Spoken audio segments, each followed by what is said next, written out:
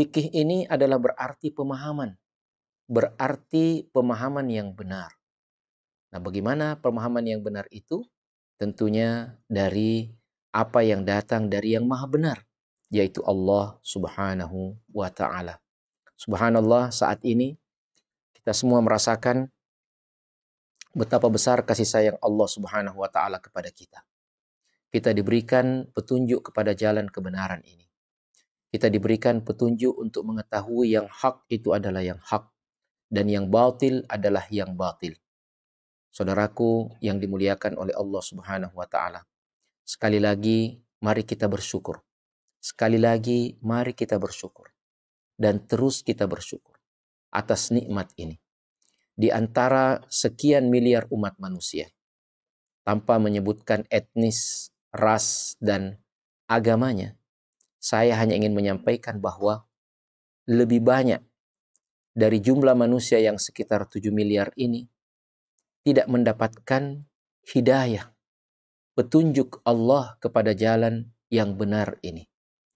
Terutama dalam masalah tauhid, dalam masalah keimanan kepada Allah Subhanahu wa ta'ala. Hanya sekitar 1,5 miliar yang mengikrarkan diri menjadi seorang muslim.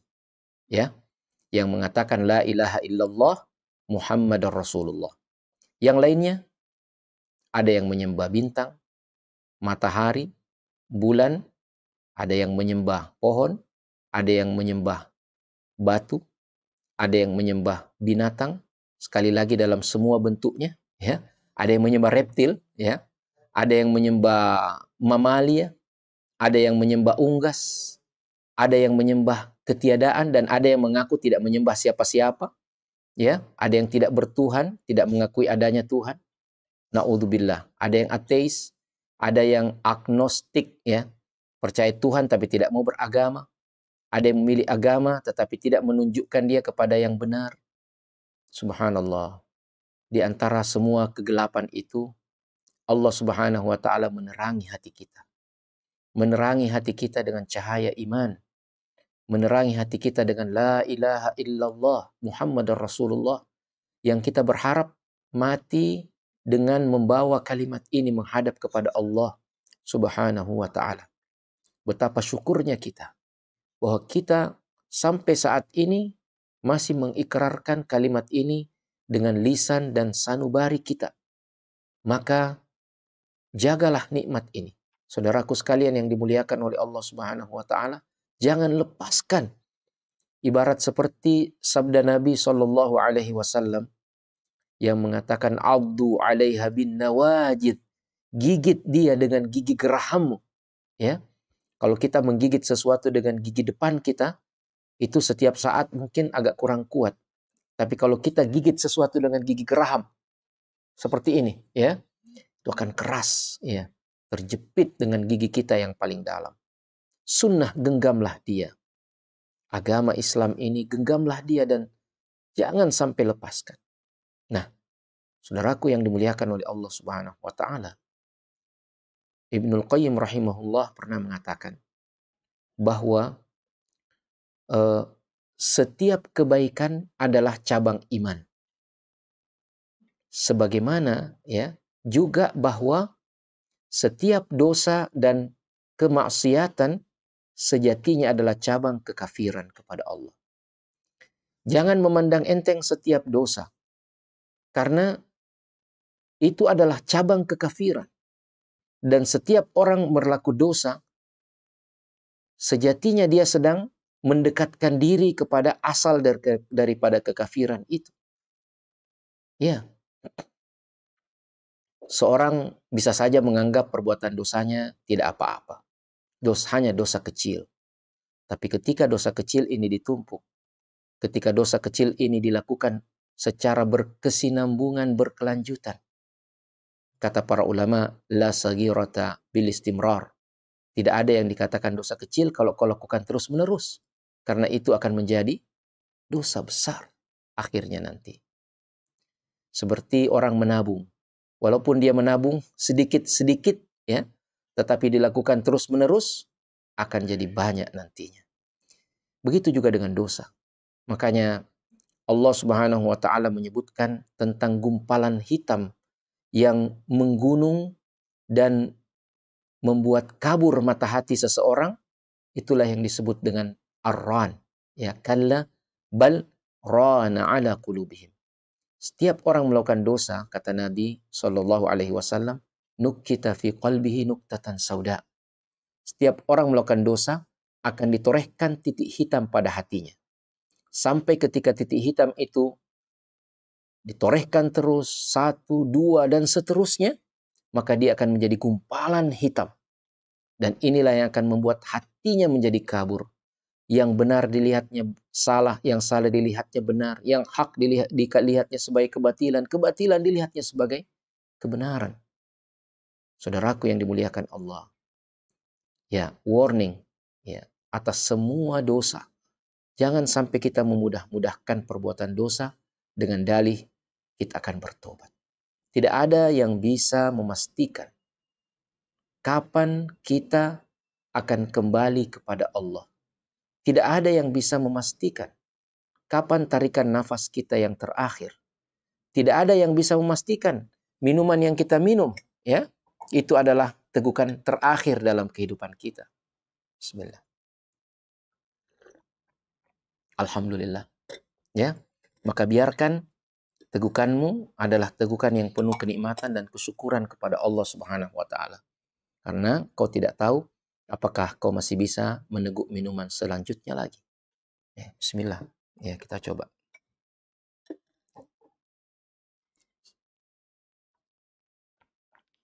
Alhamdulillah, masih bisa.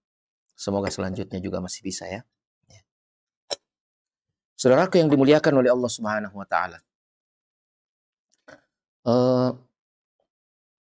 Disinilah letaknya, kepentingannya, kedaruratannya akan satu kata.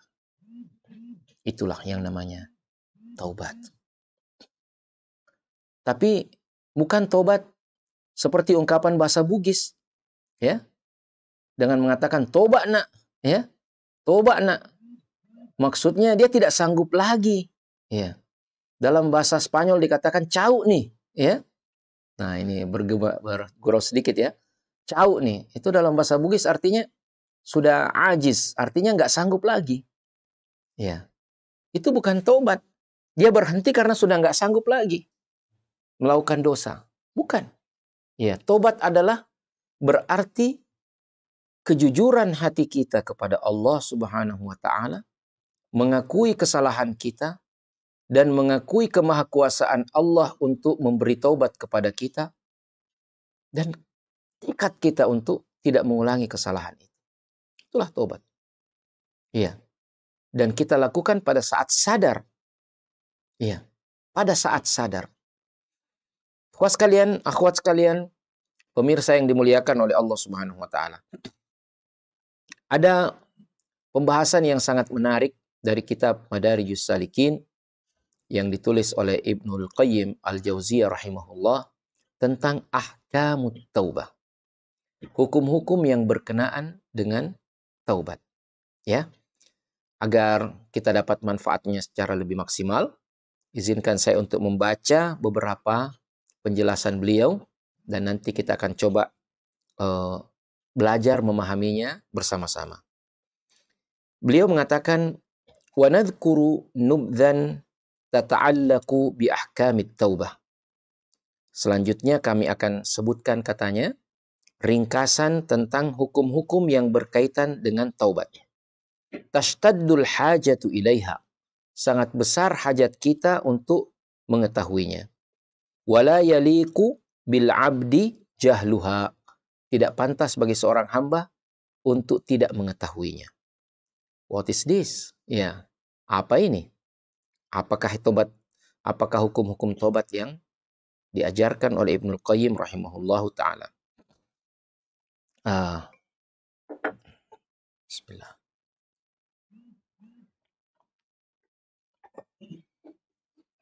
Beliau mengatakan minha, di antaranya, di antara hukum-hukum yang berkenaan dengan taubat. Al-mubadaratu ila taubati minadz dzambi fardun 'alal faur. Apa artinya? Bersegera untuk bertobat dari satu dosa adalah kewajiban yang sifatnya alal faur. Artinya harus dilaksanakan saat itu juga. Bukan kewajiban yang bisa ditunda. Oke? Nah, sebelum saya lanjutkan, saya ingin jelaskan bahwa dalam agama kita ini ada beberapa jenis kewajiban ditinjau dari segi harus dilaksanakan langsung atau bisa ditunda, maka dia terbagi dua. Ada yang disebut dengan fardun aw wajibun 'alal faur. Kewajiban yang tidak boleh ditunda. Kapan seorang memiliki kemampuan untuk melakukannya, maka saat itu juga harus dilakukannya. Ya. Ini contoh ya, contoh. Walaupun ini juga ada pendapat lain, tapi kita ambillah pendapat yang saya sebutkan nanti ini tentang haji, ya, jamaah sekalian. Apakah kewajiban haji itu bagi seorang muslim yang telah memiliki kemampuan dengan penjelasan apa itu kemampuan ya? Pokoknya dia sudah mampu aja gitu. Apakah pada saat dia sudah mampu, dia wajib untuk pergi haji pada tahun itu atau ya pada saat itu, atau boleh dia tunda? Ya. Pendapat yang paling kuat adalah bahwa wajib dilaksanakan pada saat dia mampu. Kapan dia mampu? Saat itu wajib untuk segera dia berhaji. Ya. Ini berbeda umpamanya dengan waktu salat. Waktu salat itu ada namanya wajib muwassa'. Wajib tetapi tenggang waktunya diberi range. Ya. Contoh, awal waktu dan akhir waktu salat duhur. Wajibnya seorang mengerjakan salat duhur adalah ketika tergelincir matahari. Dan berakhirnya waktu duhur adalah saat masuknya waktu asar. Nah, jika ada seseorang yang belum salat duhur meninggal, apakah dia dikatakan telah meninggalkan satu kewajiban? Ya, dia tunda salat duhurnya, dibilang sebentar karena satu dan lain hal. Apakah dia langsung bisa dicap dia mati dalam meninggalkan kewajiban? Kita katakan tidak. Karena salat terutama duhur ini ada waktu awal, ada waktu akhir. Orang boleh mentakhirkan waktu salatnya. Ya, dengan demikian dia tidak berdosa. Sekalipun dia meninggal, dia tidak dianggap meninggalkan satu kewajiban. Ini namanya wajibun muwassa'. Ya, artinya kewajiban yang diperluas, dibolehkan ada penundaan sebelum keluarnya waktu tersebut. Nah, taubat ini berkata Ibnul Qayyim, wala yajuzu ta'khiruha. Tidak boleh ditunda ya untuk dilakukan tobat ini. Famata akharaha asabit ta'khir. Subhanallah. Kapan dia lalai tidak segera bertobat, maka dia juga berdosa atas penundaannya atas pertobatannya. Ya. Jadi saya ulangi sekali lagi, orang yang tidak bertobat segera, maka dia berdosa dua kali. Dosanya yaitu yang telah dilakukannya, kemudian tidak bersegera untuk bertobat. Penundaan akan tobatnya. Ini adalah apa? Dua hal yang berbeda. Maka orang yang menunda tobatnya, dia akan masuk dalam kategori ini. Yaitu orang yang berdosa dengan perbuatan dosanya dan juga berdosa dengan menunda pertobatannya kepada Allah Subhanahu wa ta'ala. Ya. Kemudian beliau mengatakan, فَإِذَا تَابَ مِنَ الذَّنْبِ بَقِيَ عَلَيْهِ تَوْبَةٌ أُخْرَى. Ya, ini yang tadi ya, yang terlambat bertobat nih. Barang siapa yang telah bertobat atas satu dosanya, maka dia masih perlu bertobat atas kesalahannya yang lain. Apakah itu? Wahiyya taubatuhu min ta'khirit taubah. Tobatnya dengan karena dia mengakhir-akhirkan menunda pertobatannya. Jadi menunda pertobatan itu juga adalah dosa. Ya. Banyak orang yang menyangka saya biarlah nanti bertobat. Tapi selama Anda belum bertobat, maka Anda terhitung berdosa karena menunda pertobatan. Ya, tidak harus orang bertobat berarti harus mengganti semua bajunya, mengganti semua kasurnya, mengganti rumahnya, mengganti kendaraannya. Karena kan katanya harus yang baru. Nah, tidak harus seperti itu. Yang harus diperbaharui adalah hati kita, jiwa kita, ya. Nah, saya lanjutkan. Fa idza taba minadz-dzambi baqiya alaihi taubatun ukhra wa hiya taubatuhu min ta'khirit taubah. Wa qalla an takhtura hadhihi bibalit taib. Sangat-sangat kecil, ya, pemikiran seperti ini terlintas, ya, di hadapan atau pada seseorang yang bertobat. Bal indahu annahu idza taba minadz-dzambi la yabqa alaihi syai'un akhar. Kebanyakan orang kalau dia sudah merasa dirinya bertobat, maka tidak ada lagi kewajibannya yang lain. Ya. Wa qad baqiya alaihi taubatu min ta'khirit taubah. Akan tapi sungguhnya dia harus bertobat atas penundaannya terhadap taubat. Wala yunji min hadza illa taubatun 'ammah mimma yu'lamu min dhunubihi wa mimma ya'lamu min dhunubihi wa mimma la ya'lam. Fa inna ma la ya'lamuhu al-'abdu min dhunubihi aktsaru mimma ya'lamuhu. Kata beliau, ya, maka hendaknya dia melakukan pertobatan itu tadi, ya, atas dosanya, namun masih ada kewajibannya yang lain, yaitu bertobat atas takhirnya, penundaannya akan tobat itu.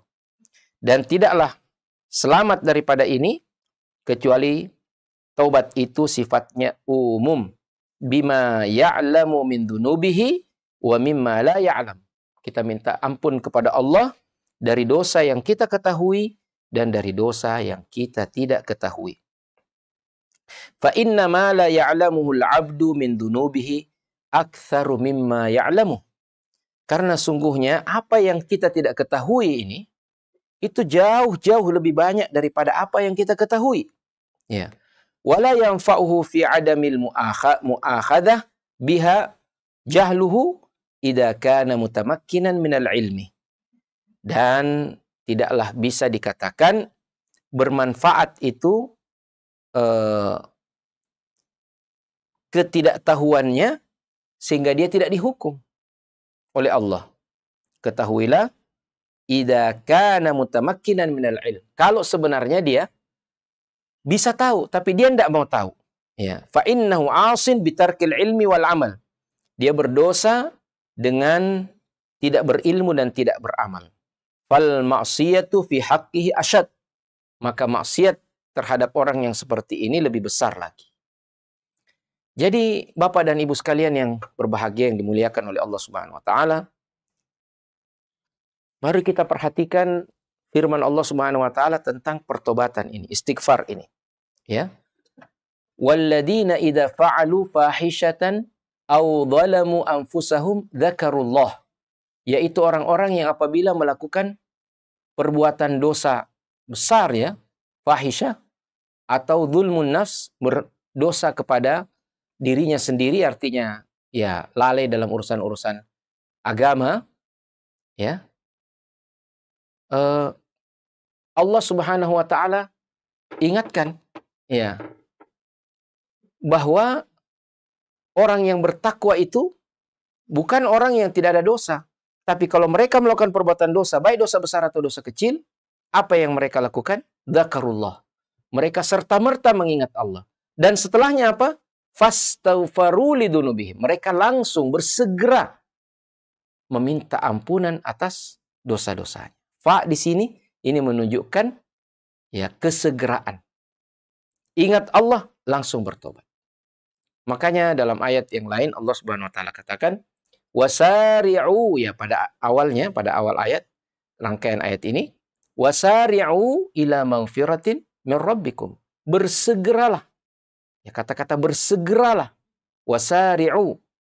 Ya, untuk persoalan-persoalan seperti ini kita harus bersegera. Wasari'u ila maghfiratin min rabbikum. Bersegeralah mendapatkan ampunan Allah Subhanahu wa taala. Oleh sebab itu jamaah sekalian yang dimuliakan oleh Allah Subhanahu wa taala, Ini menjadi warning bagi kita, menjadi perhatian bagi kita untuk jangan menunda-nunda tobat. Karena menunda tobat berarti membuat dosa baru, yaitu penundaan terhadap tobat itu.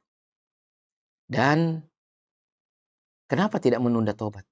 Karena ketika kita menunda tobat itu, godaan untuk melakukan perbuatan itu akan semakin keras dan kencang. Iya. Kenapa kita tidak menunda-nunda tobat? Karena tidak ada yang tahu kapan kita berakhir dalam kehidupan dunia ini. Entah besok, lusa, atau kapanpun. Makanya ketika ada kesempatan untuk bertobat, masih berhembus nafas, kita masih menarik nafas, ya, kita masih hidup, maka jangan sampai kita lalai dan tidak segera bertobat.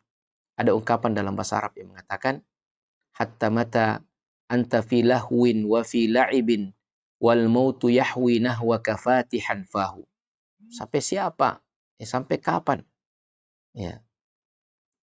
Anda terus larut dalam senda gurau dunia, padahal kematian ibarat seperti binatang buas yang siap menerkam Anda, ya, setiap saat, anytime. Maka salah satu benteng terhadap semua hal itu adalah doa. Doa adalah silahul mu'min.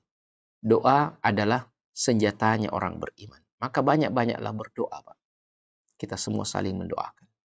Ya, dan jangan terjatuh dalam kesyirikan karena itu akan membinasakan.